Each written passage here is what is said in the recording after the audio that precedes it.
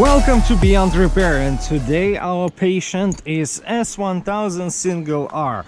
This one is 2014 and it's pretty much the same bike up to like 2020 or something like that. Besides one thing, the quick shifter got changes and things here and there, but pretty much if you own S1000 Single R or if you own S1000 XR, that's very similar bikes, different weight, different setup, but the engine and everything that goes into it is very similar.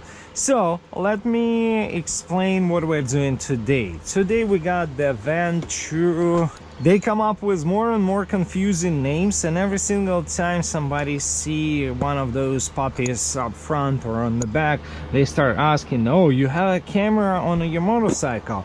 Well, believe it or not, it's much easier to install it than you might be thinking. Couple of years ago, like 3-4 years ago, they only started doing the dash cameras somewhere in China, and a couple of other brands were popping up here and there.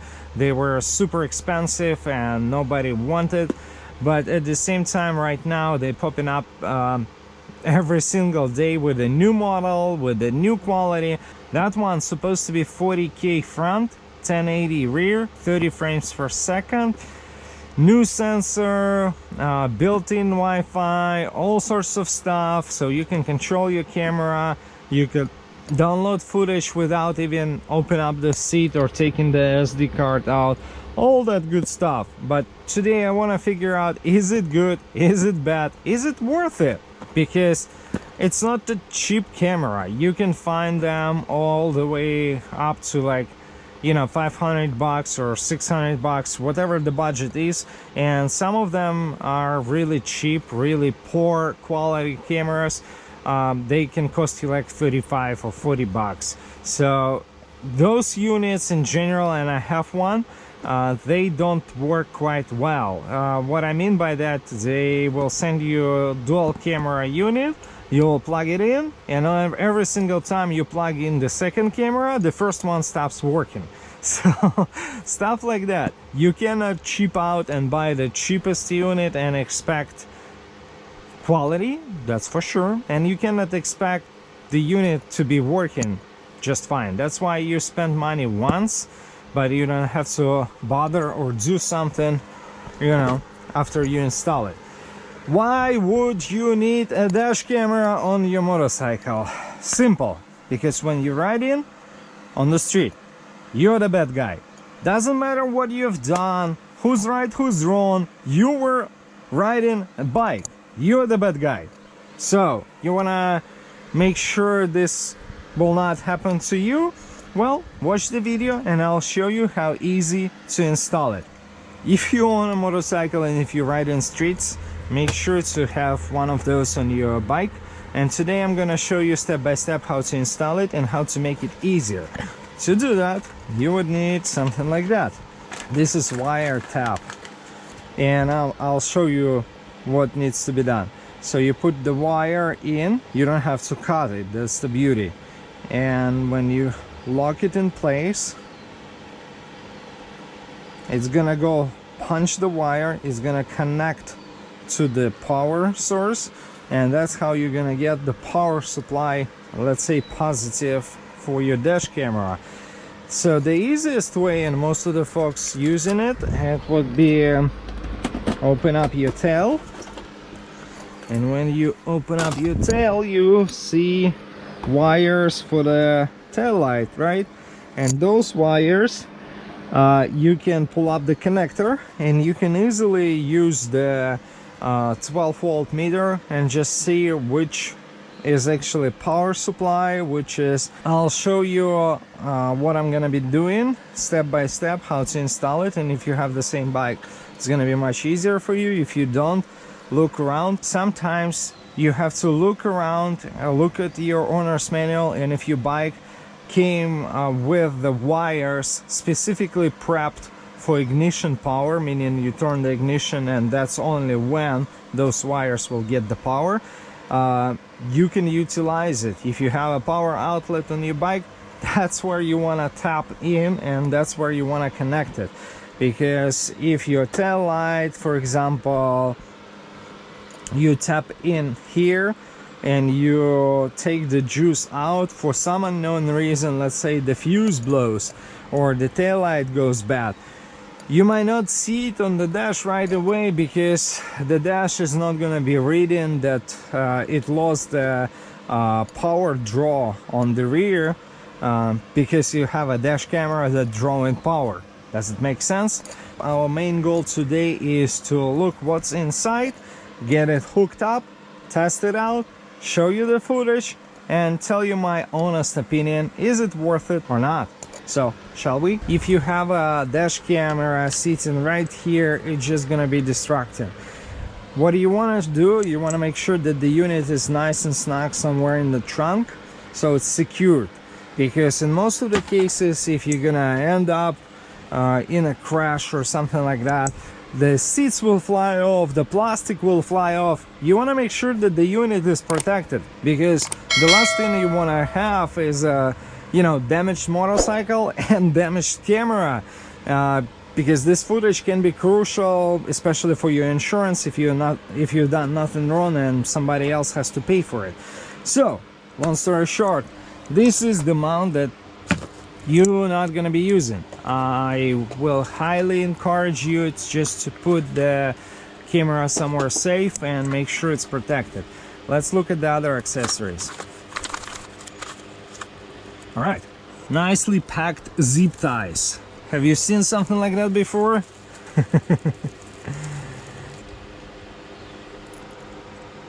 They got two different connectors. One's supposed to be 4K. It says 4K. And one is 1080. It says 1080. This is the center.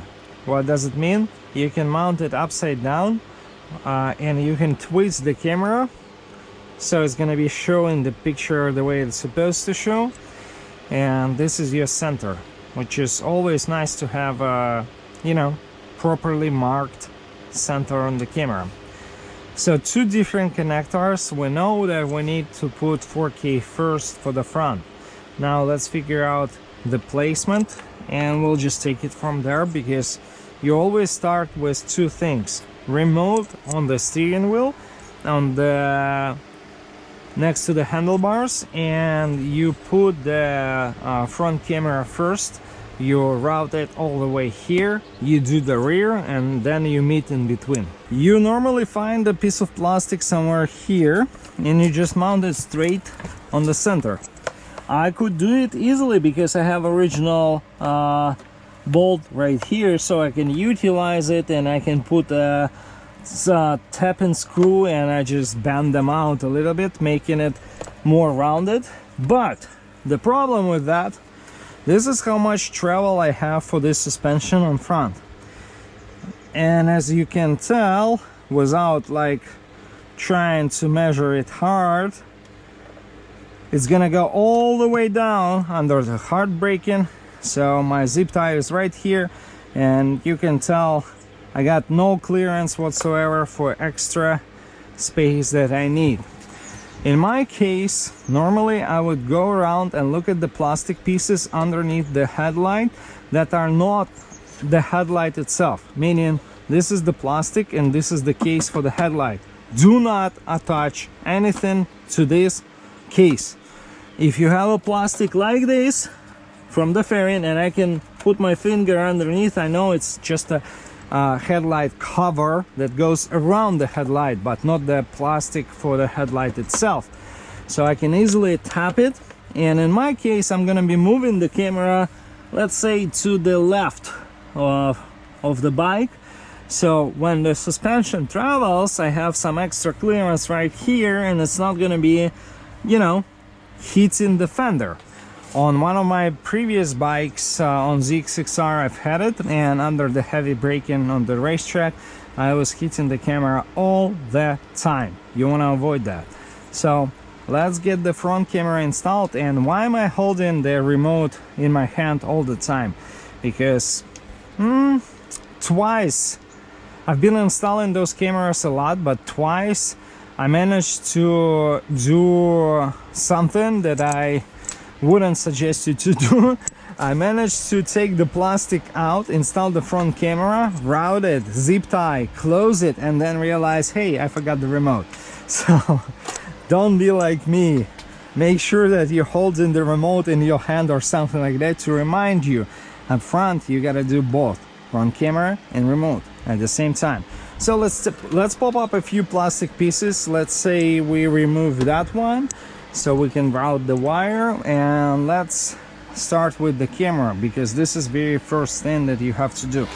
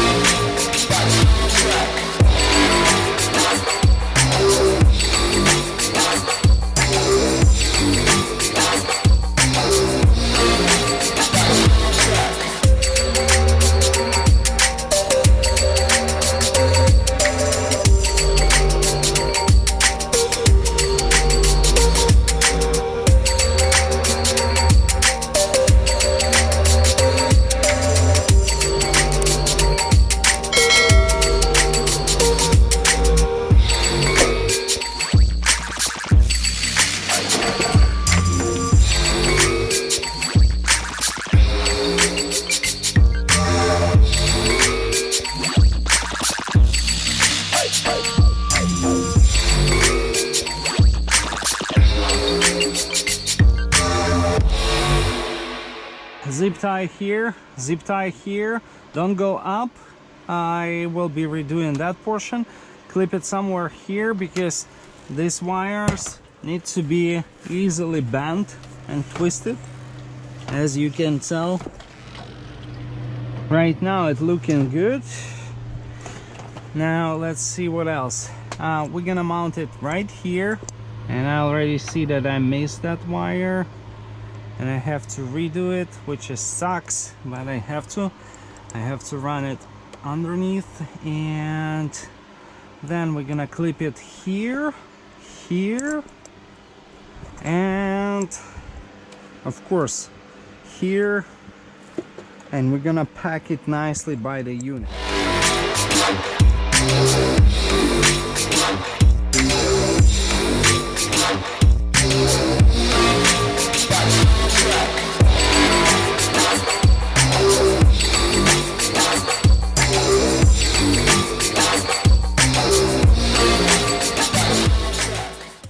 For the rear, I found the easiest solution.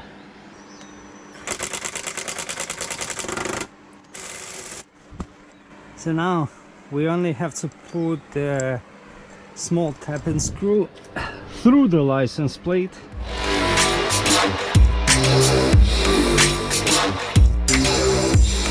Now we have to test and make sure that we have a 12 volt where we need it. So, and after a few minutes I can tell you for sure I was wrong about that wire. The power stays on this connector all the time, and the reference voltage just gone, but the 12 volt is here. So I have to find another solution, and for that we'll probably go for tail light, or if I find this light right here, the license plate light.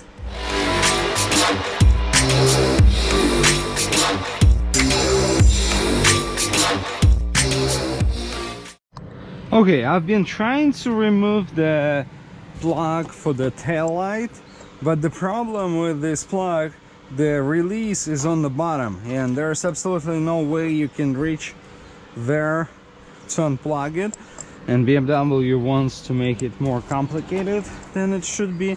So here you go. Let's just take it apart, remove the tail light, and get access to it. Sweet. So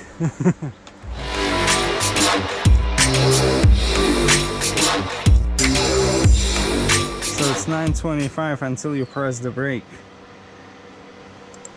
Right? And that's the 12 volt. Okay. So the tail light, will it be working or not? That's the question of the day. The only way to find out is to hook up the camera. Okay, after testing, I was able to confirm a couple of things. First of all, if you use the brake light on S1000, you need not the brown, you need the white with blue or white with black wire. So what I'm gonna do, I'm gonna take the insulation right here, find the wire and pinch it, put it through. Tail light, power 9 volts, yellow reference, and it just tells the camera, hey, you should turn on when you have power to the tail light. Let's do it.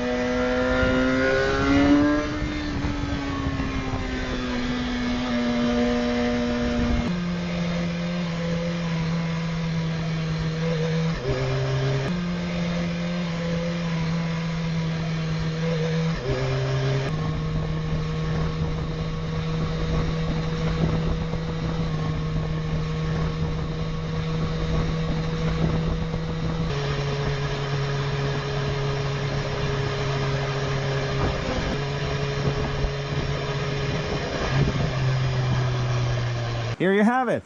That's how you install the 4K 1080 dual dash cam on your motorcycle. This is a long video, but I wanted to show you POV where you can kind of see the process from start to finish. If you have any questions, make sure to leave them down below in the comment section. Thumbs up if you like the video. Make sure to subscribe to the channel because I do a lot of cars and motorcycles. I do a lot of fun stuff. You're also gonna see a lot of track days soon where I will be doing lap times, things like that. So I'll see you on the next one.